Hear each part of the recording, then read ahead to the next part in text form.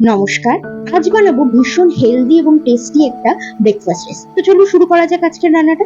প্রথমে আমি কিছুটা কর্ন নিয়ে সেটাকে টুকরো টুকরো করে কেটে নিয়েছি। তারপর দুটো পাউরুটি স্লাইসে খুব ভালো করে বাটার মাখিয়ে সেটাকে একটা কড়াইতে খুব সুন্দর করে টোস্ট করে নেব। টোস্ট করা হয়ে গেলে একটা অন্য পাত্রে তুলে রেখে ওই কড়াইতেই দিয়ে দেবো কিছুটা তেল। তারপর দেবো চিলি ফ্লেক্স। বাচ্চাদের দিলে চিলি ফ্লেক্সটা অ্যাভয়েড করুন। তারপর দিলাম ক্যাপসিকাম, পেঁয়াজ আর রসুন। এটা দিয়ে খুব ভালো করে ভাজা করে নেব। কিছুক্ষণ পর দিয়ে দেবো কেটে রাখা পনিরগুলো, সঙ্গে দেবো নুন আর সেজমরিচ। তারপরে আবারও ভালো করে ভাজা করবো। ভাজা করার সময় পনিরগুলো আমি একটু ভেঙে দিয়েছি। তারপর দিলাম 2 চামচ মেয়োনিজ। মেয়োনিজ দিয়ে খুব ভালো করে মাখিয়ে নিই। তারপর মাঝখানে এরকম একটা গোল মতো বানাবো। বানিয়ে সেখানে দিয়ে দেবো ডিম। ডিমটাকে সিজন করার জন্য দিয়েছিলাম নুন, চিলি ফ্লেক্স আর অরিগানো। তারপর উপর থেকে ছড়িয়ে দিয়েছিলাম কিছুটা চিজের কিউব। যতক্ষণ চিজগুলো খুব ভালো করে মেল্ট হচ্ছে ততক্ষণ সেঁকে রাখা পাউরুটির উপর আমি সস আর মেয়োনিজকে খুব ভালো করে মিক্স করে মাখিয়ে নিই।